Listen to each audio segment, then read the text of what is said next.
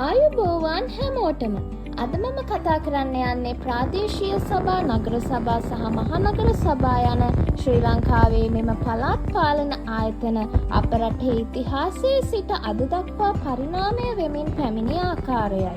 පළාත් පාලන ඡන්ද දිනය ළඟම පැමිණෙන නිසාවෙන් මිනිසුන් මේ පිළිබඳ තොරතුරු දැන ගැනීමට යම් කිසි උනන්දුවක් දක්වයි. ඉතින් ඔබට ප්‍රශ්නයක් ඇති විය හැකි මෙම පළාත් පාලන ආයතනවල ආරම්භය හෝ පදනම කුමක්ද කියලා. මෙම පළාත් පාලන පද්ධතියේ පූර්ණ ආරම්භය වර්ෂ 2500ක් දක්වා දිවයයි.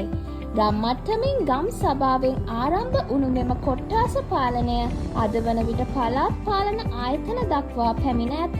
මෙම ගම් සභා පද්ධතිය විවිධ සේවයන් වන ප්‍රාදේශීය පරිපාලනය, වැව් අමුණු සහ කෘෂිකර්මය අදාළ ගැටලු, මිනිසුන්ට තිබෙන ප්‍රශ්න සඳහා විසඳුම් ලබා දීම යන ආදිය මෙම ගම් සභා තුළින් සිදු වුණි.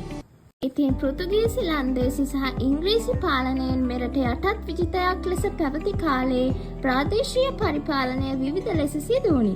පෘතුගීසීන් සහ ලන්දේසීන් මෙරට මුහුදුබඩ ප්‍රදේශ පාලනය කළේය. ලන්දේසීන් විසින් ප්‍රාදේශීය පරිපාලනය සහ බදු එකතු කිරීම සඳහා තොම්බෝස් වැනි ප්‍රාදේශීය පාලන ආයතන පිහිටුවීය. නමුත් ප්‍රාදේශීය පාලනය සඳහා ප්‍රධාන සංශෝධන බ්‍රිතාන්‍ය පාලන සමයේදී පැමිණියේය. ඉංග්‍රීසීන් විසින් ප්‍රථමව කොළඹ මහනගර සභාව ආරම්භ කළේය. නගර සභා සහ ප්‍රාදේශීය සභාද බ්‍රිතාන්‍ය සමයේ ආරම්භ කළේය. මෙම පළාත් පාලන ආයතන මගින් ප්‍රධාන වශයෙන් බදු එකතු කිරීම, මහමාර්ග සෑදීම සහ මූලික සේවාවන් ලබා දීම යනාදිය කෙරුණි. ඉතින් එතැන් සිට 1948 නිදහසෙන් පසු සුවිශේෂී ව්‍යවස්ථානුකූල සංශෝධන වලට ලක්වෙමින් අද දක්වා මෙම පළාත් පාලන ආයතන පැමිණියේ කෙසේද?